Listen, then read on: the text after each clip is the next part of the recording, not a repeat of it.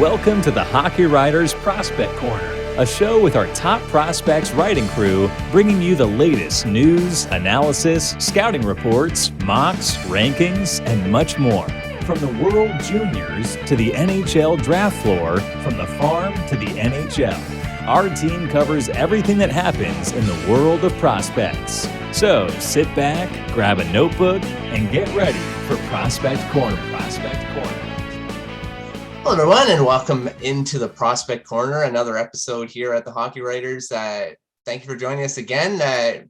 Make sure you're subscribed to our YouTube channel and all the great shows that are on the YouTube channel right now. Hockey season's it's rolling. I mean, there's so much stuff going on right now in the NHL and all the junior leagues, all the stuff's going on for the young guys. So we're going to have a lot of stuff to talk about. Make sure you're signed up to our Morning Skate newsletter. There's a ton of stuff in there as well at morningskate.io. We're also on Discord, the Hockey Lounge. A lot of great discussions going on. Every game, there's lots of great debates, and during games, there's quite a bit going on there. So make sure you're checking out Discord, following us on Twitter, and looking at all the stuff at the Hockey Writers too. So tons of stuff going on. Well, I mean, we're getting into draft season. The first rankings, well, not rankings, but the players to watch were released by the NHL Central Scouting this past week. So we're going to dedicate a show to it. So again, I'm joined in by my fellow prospect experts and, of course, draft experts coming up as well. Peter Baracchini and Greg Boysen. How are you boys doing today? I'm reeling from last night's or the loss from the Maple Leafs and the Sharks. So it's a good thing I'm talking about prospects to keep myself distracted at this point. Yeah. I mean, the Canucks beat the Blackhawks, so it was all good on my end. So whatever. Awkward. Whatever. Everybody's beating the Blackhawks. It's not an accomplishment these days. No, that's true. So they're still one of the winless teams. So hopefully they can get a win here sometime.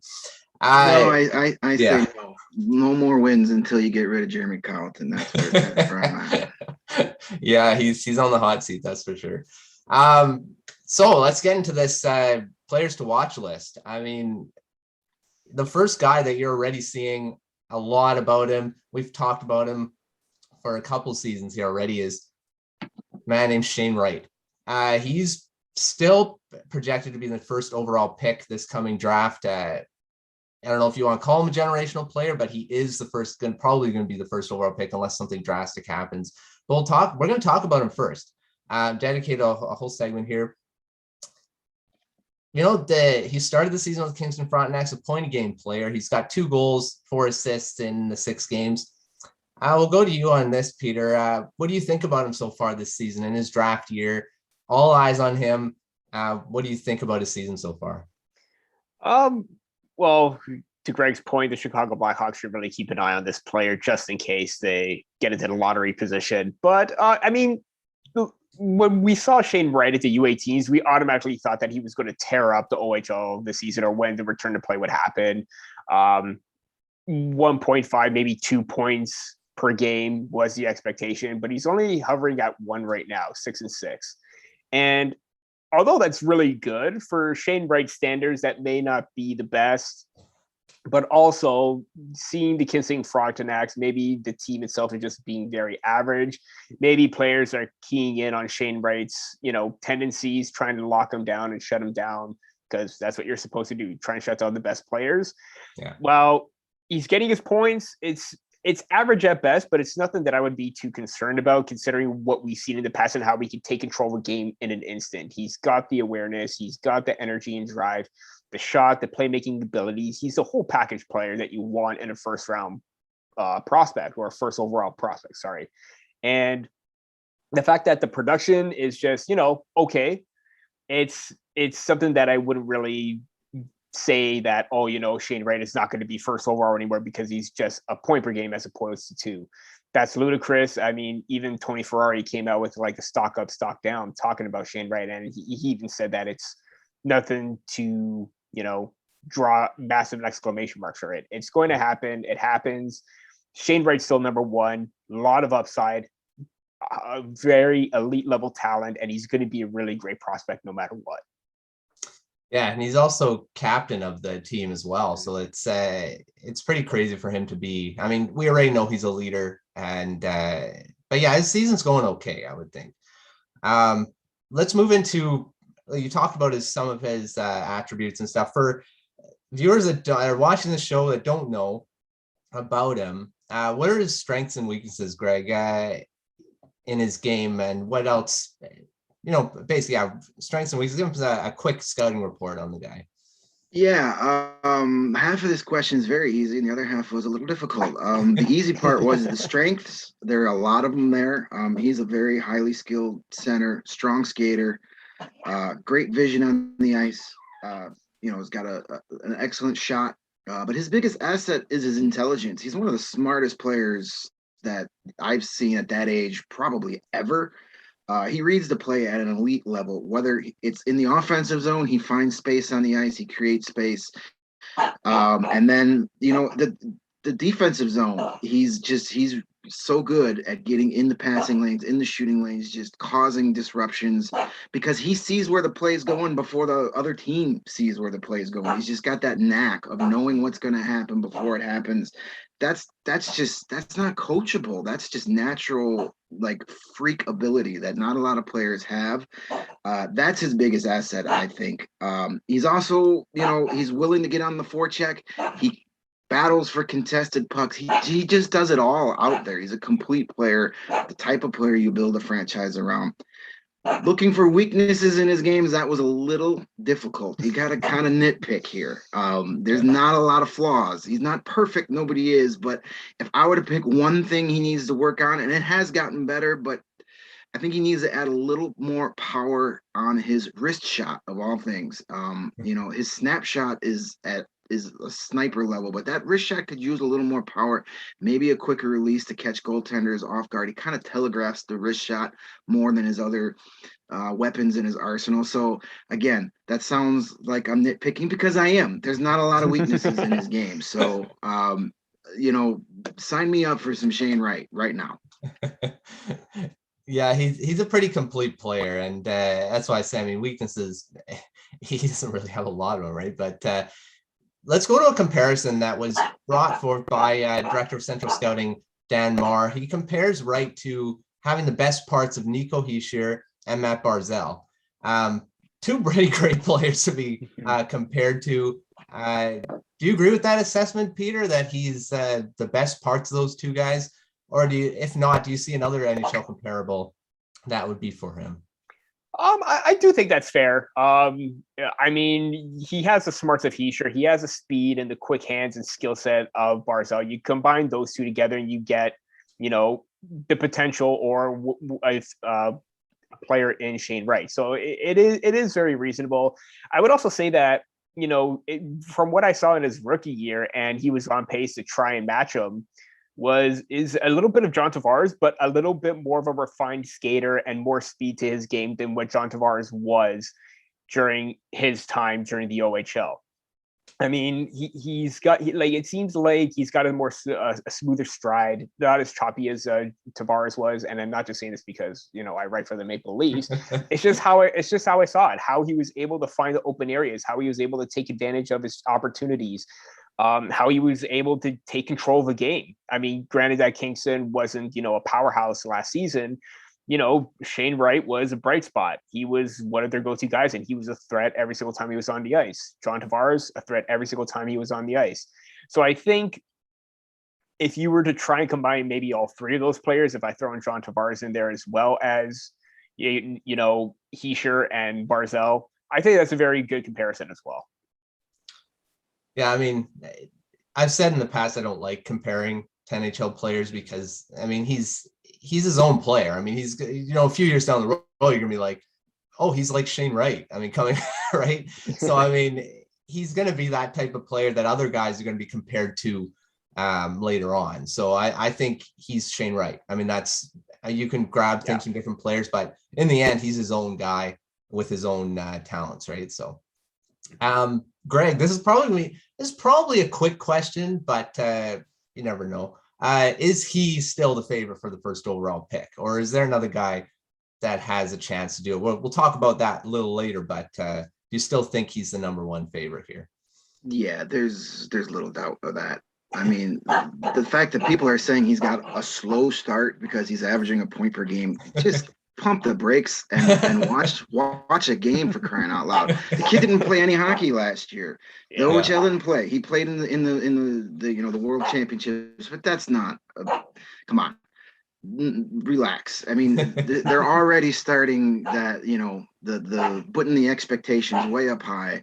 God forbid this kid ever winds up in a place like Montreal or Toronto. He's going to get run out of town the first time he's left off the score sheet. Pump the brakes. Kid's the best player in the draft class by none, and it's not even close. For all those reasons I said a couple of minutes ago. So yes, he's the first overall pick, and unless both of his legs fall off, he will be the first. That's very true. Shane Wright, he's been that for a few seasons here, and he definitely is. Let's go to the next tier in the A-rated prospects, which if for people that don't know, the A-rated prospects are the guys that are going to be drafted in the first round. They're rated that by NHL Central Scouting. They will most likely be drafted in that initial round there. Out of that A list, we just talked about Shane Wright being the first overall pick. Who has the best chance potentially of challenging him there? That team may think, well, maybe we'll go for a different guy. It probably won't happen, but what do you think, Peter? Is there anyone on here that could do that? I want to be nice about this because you really can't unseat Shane Wright. I mean, he is the top guy. Like Greg said, I mean, there's no other way around it. I know I'm stuttering because I can't find another way around it. But if I did have to try and pick two players to keep an eye on, it would be Matthew Savoy from the Winnipeg Ice and Simon Nemec from over in Slovakia, because Savoy is off to a really hot start. The Winnipeg Ice is like one of the top teams in the CHL right now. They're just absolutely dominating the competition. And Savoy, with his playmaking abilities, his tenacious attitude to go in and dig for pucks, that's really great. And those are the type of players that you want to see more of, because they have high potential, and their energy level and their compete levels is off the charts. Simon Nemec to me is the most complete defender in this draft. I mean, obviously, if teams always look for the franchise top line center, so you go with Shane Wright. But if there's a team that maybe feels like Simon Nemec is better than Shane Wright, I don't think so. I take Shane Wright any other day. But Nemec is a very complete defender, great mobility, great defensive instincts, ability to jump in and rush, and he isn't afraid of going in on like a odd man advantage in like 1-on-4 situations. During the Ivan Hlinka Cup or Hlinka Gretzky Cup, he was fearless in attacking and just taking advantage of a shift and getting into the offensive zone. So not necessarily unseat or challenge Shane Wright, but two names that could be taken in that top three. Yeah, it's pretty hard to bring him off, take him out of that first pick. So we'll go into a few others. Were there any surprises? We'll go to Greg on this one. Were there any surprises in that A list that were rated as a first round pick that you don't think should be there at this point? There are a couple of those borderline players that I kind of feel are right there, either 30 to 32nd or early second round players. One of those guys is Jack Hughes, the other Jack Hughes. He's a guy that, depending on who you're reading, is either going to be a mid first rounder or mid second rounder. I think people see that last name Hughes, maybe they thought he was part of that family, and you automatically get picked in the top 10 when you are. But he could be a first round pick. I'm not saying he's not going to be, but he's going to have to do some improvement. He's got one goal so far in 4 games at Northeastern. He's definitely going to get a chance playing at Northeastern to really prove that he's a first round talent. So I wouldn't put him there yet, but he could be. Another guy that I wouldn't put there yet, but could shape out to be a first round pick. I would list Denton Matichuk over Moose Jaw in the WHL. He's another one of those guys that's kind of borderline first, second round. He's that mobile defenseman that everybody likes, a little on the smaller side, but again, then it doesn't seem to be a problem these days for a lot of NHL GMs. But I don't know if he's a first round talent just yet. But again, season's just starting. Yeah. By the time the draft rolls around, he very well could be, but right now I wouldn't have him in that A group. A high risk, high reward player. Absolutely. Yeah, for sure.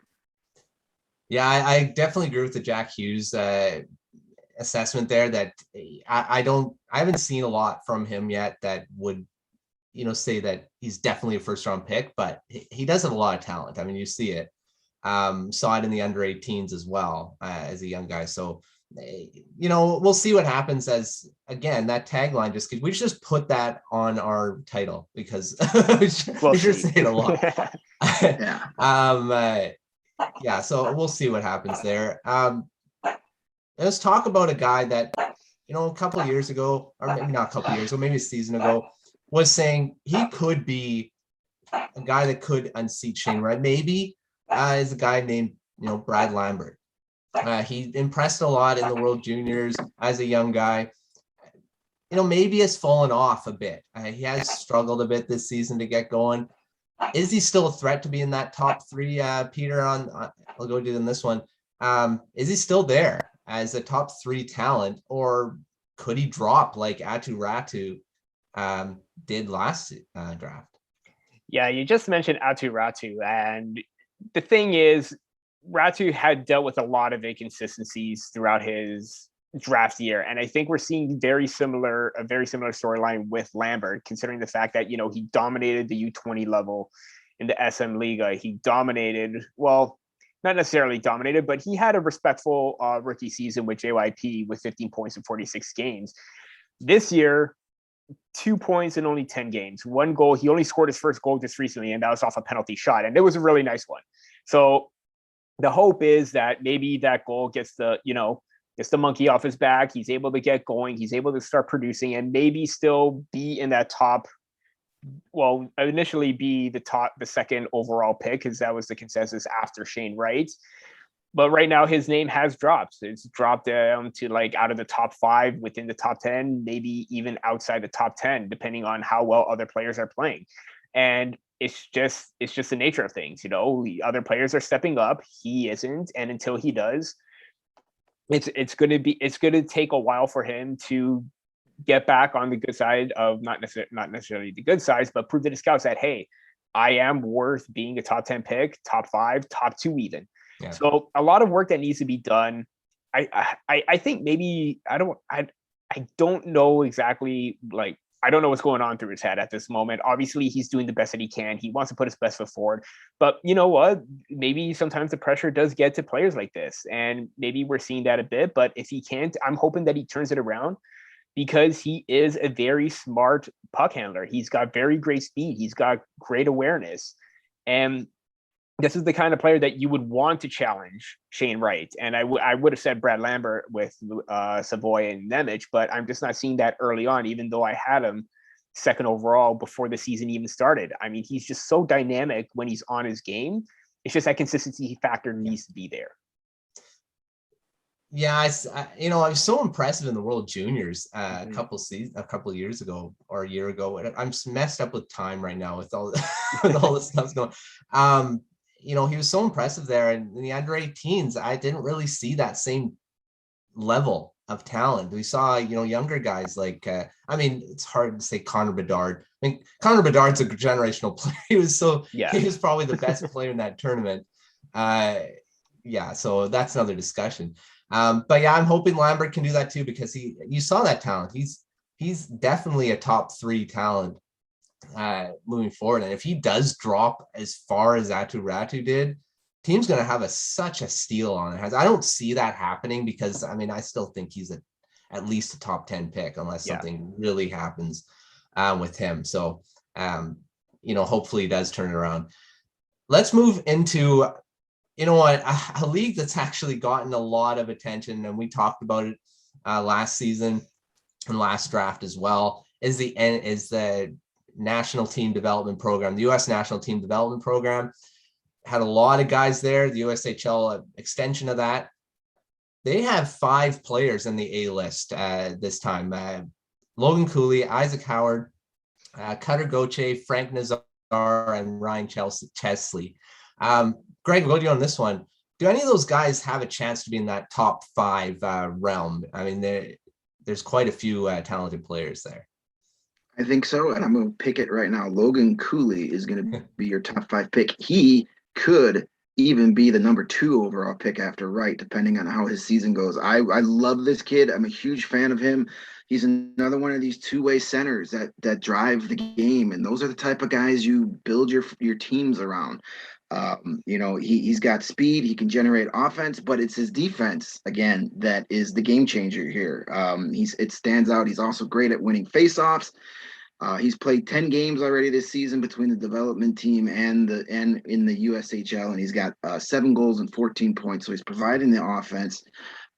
If you want him, I hate comparing players to other players, as we talked about earlier. It's like, why does he have to be the next so-and-so? But if you want to look for a similar player, think of last year's draft. That I think Cooley is a slightly smaller Matty Beniers type player, the same type of guy. And hey, where did he go last year? So there you go. Yeah. I think Cooley is a top 5 pick, maybe that second pick, depending on who's drafting where and what their needs are.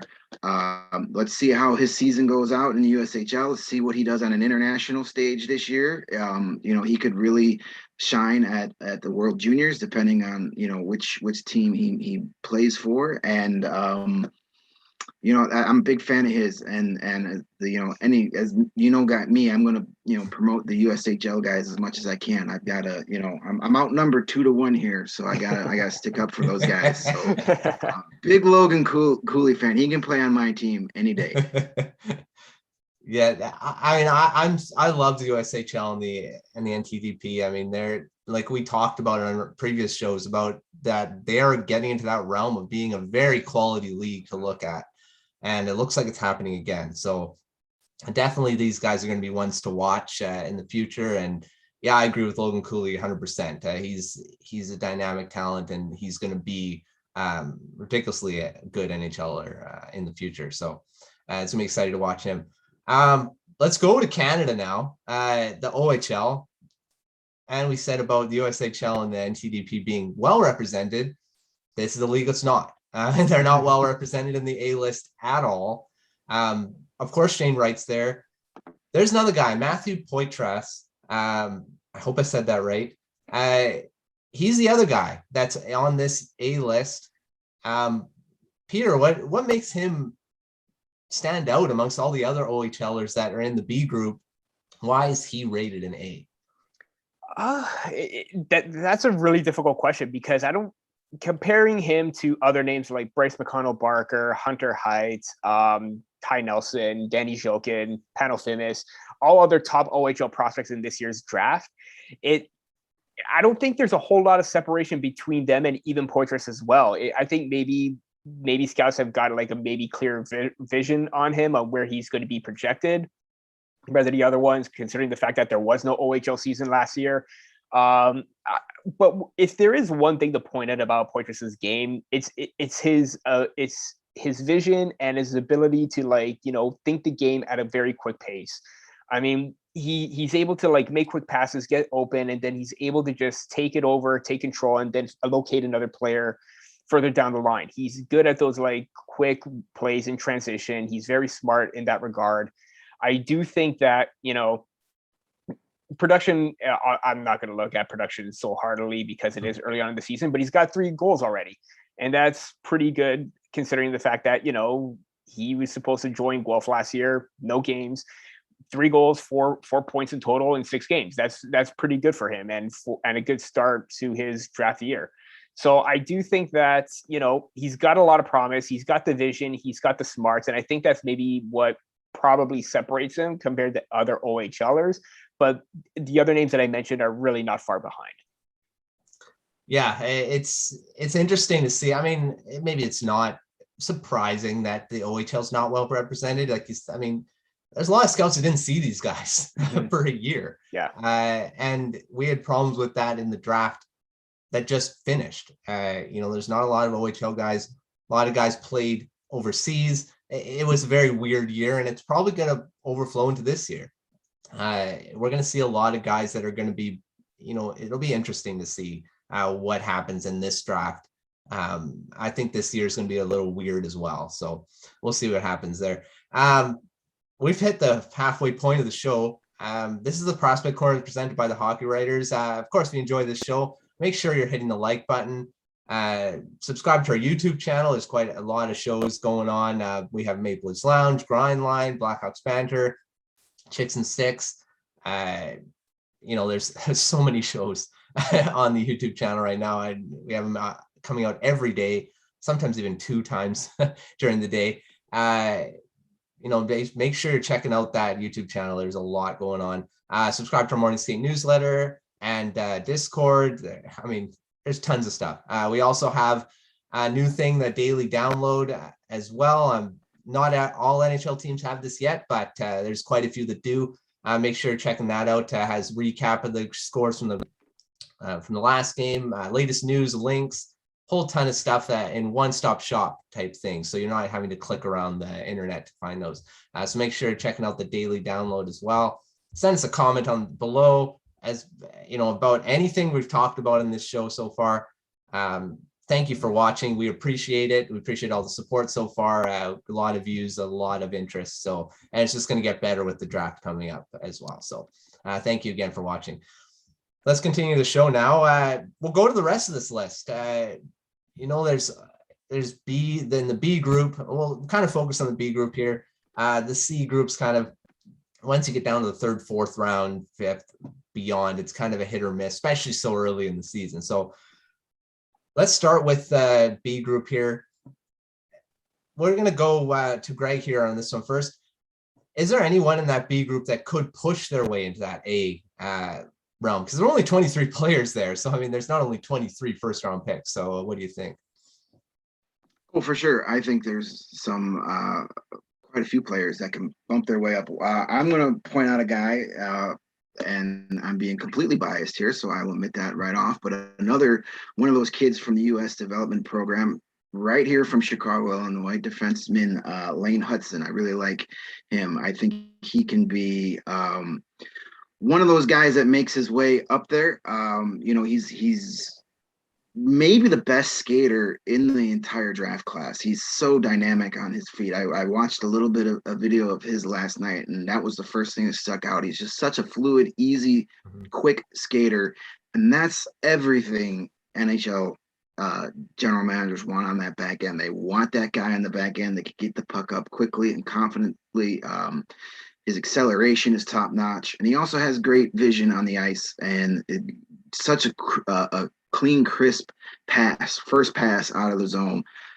Today's game, it's all about getting the puck out of your zone as quickly as possible and playing offense. And he's the type of guy that can help establish that night in and night out. So he's got to work on his defensive game, but name one 17-year-old defenseman that we can't say that about. So I'm a big fan of his. I think he's going to be a very exciting player, and I think he definitely can be a first-round pick and be another one of those U.S. development team players that gets their name called on that first night. Yeah, that's the one thing with the NHL now. You need puck-moving defensemen. You need to get the puck up the ice quickly, and all these guys are going to be guys that teams are going to want in the first round, and you'll see it. Peter, who do you have tabbed as a guy that could push their way into the first round? This is a player that I was really shocked to see him in the B category, and that's Noah Auslan from. My computer is really slow right now. Sorry about that. Noah from Djurgården. And he's on that very stacked line where he's with Liam Ogren and Jonathan Lekaramäki. And both of those players are rated A's. So I don't understand where Auslan doesn't meet the criteria for that, because he is an absolutely dynamic, cerebral, puck-moving, playmaking kind of forward. He plays with a lot of intensity and pace. And those are the players that you like to see in sort of that mid-range group. Those are the players that, they could be, in that mid-range where it could be value of sorts. And I don't understand how I get teams to look at goal scoring because that's a major factor, but his playmaking abilities is just off the charts. We saw that during the Hlinka Gretzky Cup. We're seeing it early on right now. He's over an assist per game. He's got 13 in 10 games. And when you have that balance on, I'm pretty sure he is with that line with Ogren and Lekaramaki, but if they are split up, Auslan takes control of every shift. He is the one that they look to get something going on every single time that he's on the ice. And I really do think that he should have been in the A's, but considering that he isn't right now, I have no doubt he's going to move up in the next time the rankings come around. Yeah, and for me, Rudra Mcgordy was the guy that I thought definitely should have been an A. I saw some video on it. This guy's a supremely talented forward. So, I mean, I don't see why a team wouldn't draft him in the first round. He's got great puck handling skills. He can get guys out, get fans out of their seats. And that's one thing that's, is very, very exciting to have in your lineup, and tons of skill. So I think he's going to be a first round pick for sure. Again, a guy from that national team development program. So there's a lot of guys that will push into that first round. Like I said, there's only 23 guys on this watch list so far. So there's going to be more. Let's go to something that's, these last two drafts have been kind of spoiled with goaltenders. Some great goaltenders that were drafted in this last two.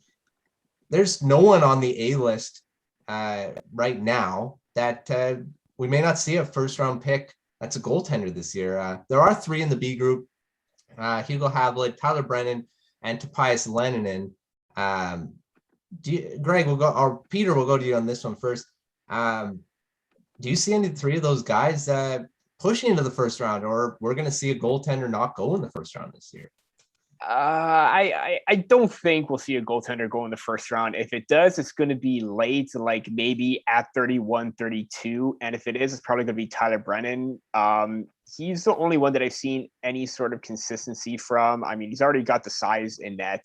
I believe he's 6'4", 190 pounds.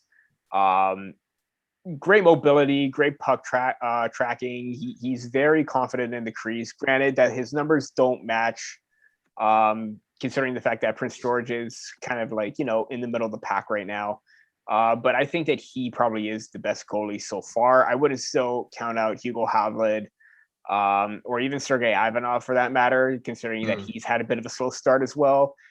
I need to get more of a better read on some of these goaltenders, because I feel like there is something there, but not enough to make me want to put them in the first round.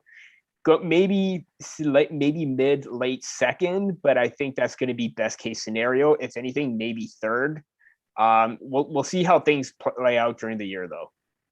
Yeah, Greg, do you agree with that, or do you have a guy that you think could get there? Well, I agree with the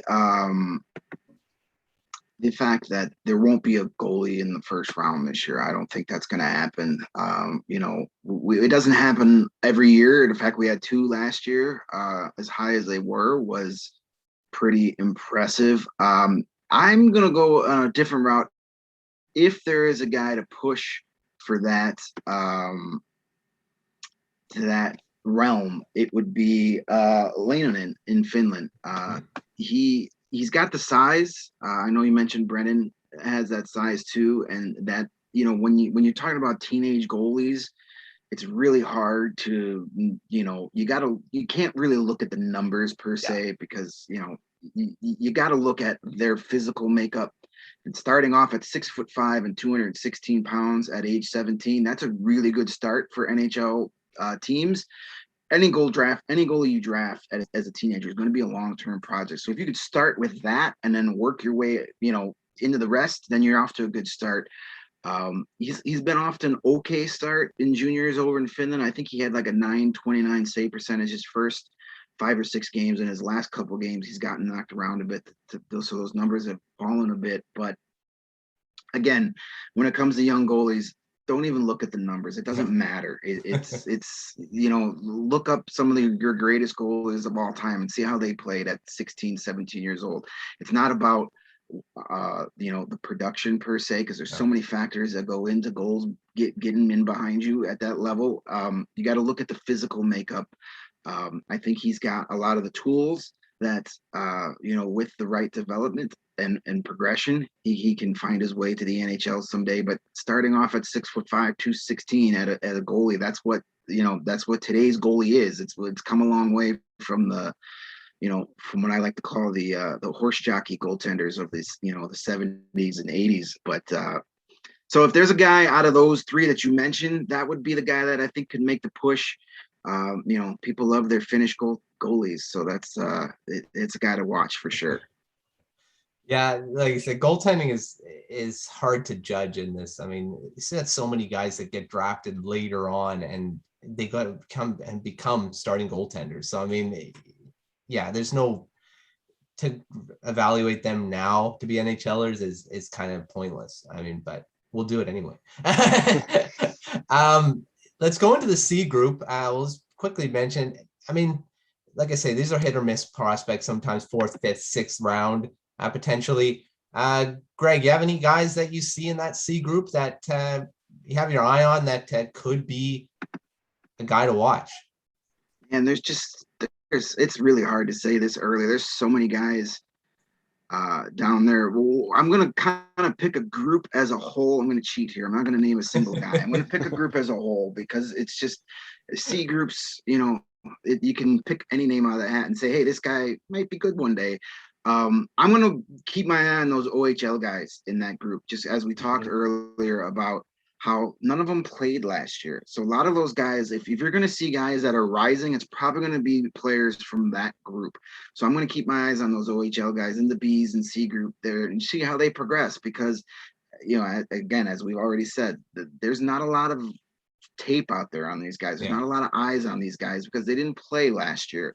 So that to me is going to be the most intriguing thing about this season, to see the rise and progression of some of these guys that, hey, right now we're like, maybe a 4th or 5th round guy, but come, April, May, it could be, wow, this guy is going to be a 1st rounder, 2nd rounder. So that's what I'm looking forward to as the season progresses. It's not necessarily one guy, but I really intrigued how that OHL shakes out.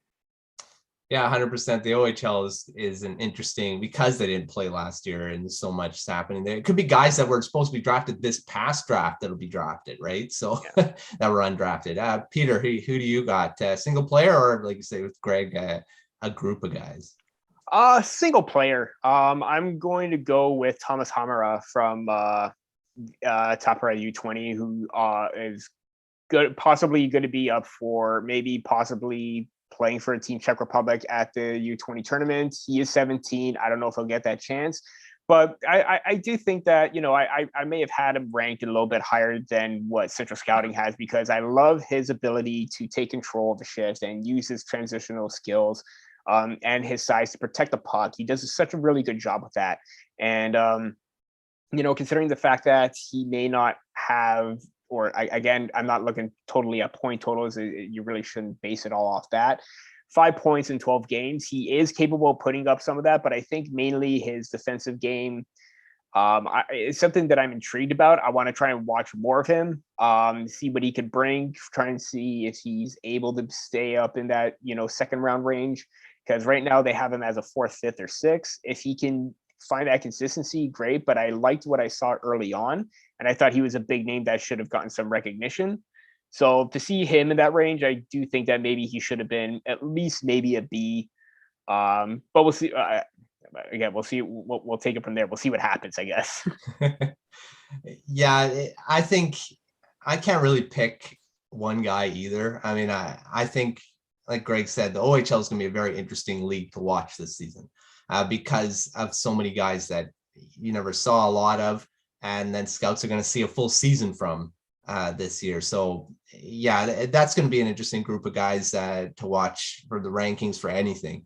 So yeah, that's the rest of the watch list there. That's going to change. I mean, we're going to have so much changes. Central Scouting will actually release rankings a lot sooner than last season because we had the watch list when we were doing our prospect profiles. You can see how much that was changed already. So we got a lot of early look. let's go into a new segment. We're going to debut on this episode is the Prospects of the Week segment. We're going to do this every episode towards the end. Highlight of one player each that had a great week this past week that you should still be watching out. This doesn't have to be a draft guy. This can be a regular NHL prospect from any of the leagues. So let's start with Greg. Greg, who do you got as a prospect of the week this week? Well, I'm going to start a trend, which will probably carry on through much of the season. Most of my guys I'm going to predict right now are going to come from the AHL, only because of my covering the Central Division. I watch a lot of AHL hockey, so that's going to be. And my first guy, again, excuse me, bias, I'm picking Lucas Reichel, Blackhawks first-round pick from 2020. Made his North American professional debut this past week with the Rockford Ice Hogs in the AHL. 3 games, he's got 3 points, 2 goals, and assists. He scored goals in back-to-back games. I saw his first professional goal in person at the when the Ice Hogs played the Chicago Wolves last weekend. You want, there's a lot of hype. There's a lot of pressure on this kid. I like the fact that the Blackhawks have him down in the AHL for numerous reasons. Get to learn. Plus, let's not bring him to the NHL till we actually have a coach that would know what to do with him. That's a segment for Blackhawks banter, but we won't do that here. But he saw what you wanted to see out of a kid that was a first round pick that got a lot of potential. At the AHL level, he stands out. He looks like the best player on the ice, and that's what you want to see from your potential franchise type player in Reichel. And seeing him in person Saturday night last week, he was a step faster than everybody. The goal he scored, he just went from pretty much standing still to full speed in the split of a second, and the defenseman looked like a folding chair out there on the ice. Very impressive debut. Point per game at the AHL in his first taste, so that's my prospect of the week, Lucas Reichel. I was excited about him before, but seeing him in person, it's now even a little hyped up, even a little more. So no pressure, kid, but we're all waiting for you. Yeah, Lucas Reichel, he's an exciting talent. I thought he was going to make the Blackhawks out of camp. So there you go, Lucas Reichel, first week on the show, prospect of the week. So we'll keep track of that. We'll see if he can get on a roll if he pick that more than 1 week in a row. Peter, who do you got? Prospect of the week for you?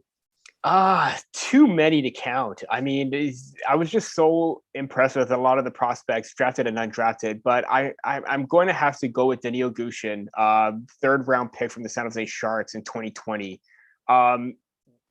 Committed to the Ice Dogs this season, looking really good early on with 9 points in 6 games. But it was a recent game against the Barrie Colts, and it was a dogfight. Like, it was a offensive, free for all where 13 goals were scored, 8 for the Ice Dogs and 5 for the Colts. And Gushchin potted 5 points, 3 goals and 2 assists. And the skill set on this guy is just absolutely amazing. His hands, his speed, his awareness, his drive. He just does everything so well in the offensive zone, and he is a monster out there. I mean, not size-wise, because he is on the smaller side, but he plays a bigger game than he is, and he doesn't fear anybody.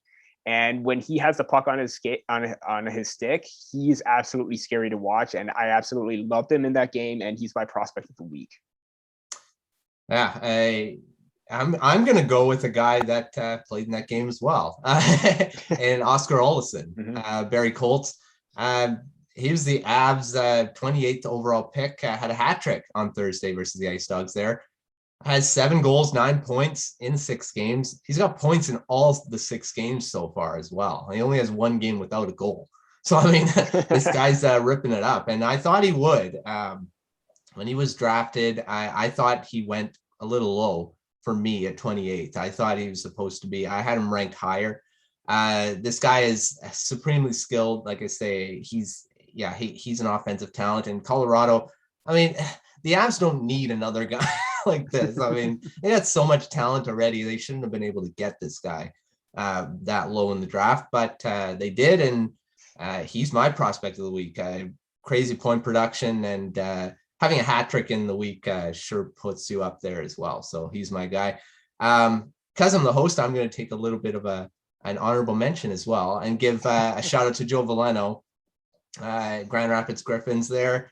Didn't make the Detroit Red Wings, but I mean, he may be up there pretty quick. He had 3 goals in 3 games, and he was shut out the last game, but he should be in the NHL in my opinion. So if he keeps producing that way, I think he'll be there. So that's my honorable mention for the week as well. He was my he was my player of the week pick in my AHL Central News last week. Cheap plug, but yes, good eye there. He was very impressive last week. Yeah, so hopefully he can keep that going, because I think he's been a guy that's been talked about on the grind line. Another show we have on the Hockey Writers here about him and his NHL potential. So hopefully he can push his way into the NHL sooner rather than later. So yeah, that's our 3 prospects of the week and an honorable mention. That's the show, guys. We had a great time. I mean, talking about prospect, talking about the draft is awesome. The first episode here talking about the draft. So lots more to come on that. I mean, especially a little earlier than compared to last season. So that's always good. Oh, 100%. And World Juniors is around the corner as well. Yeah. I mean, coverage is going to start, like, we're towards the end of October here. Coverage will start in November. I mean, we'll start getting some great previews like we did in the past, headed up by Peter here, and good luck. I did that last year, so it's a lot of fun. I mean, there's going to be a lot of coverage that we'll be doing the World Juniors, and that's just the precursor to a whole ton of draft coverage. So yes, stay tuned for that. Lots of great content coming up. So thanks, guys, for again joining me on the Prospect Corner. We're here every show, so we're gonna have guests. Like, this is the draft, we're gonna have tons of guests coming up. Not gonna be all 3 of us all the time. We're gonna have a 4th guy from the Hockey Writers. We'll have a lot of prospects guys coming on, and throughout the season. So thanks again for joining us today, and keep watching. Make sure to subscribe to our YouTube channel, Morning Skate newsletter, all that fun stuff. Make sure you're reading all the stuff on the hockeywriters.com. Thanks again for joining, and we'll see you next week on the Prospect Corner.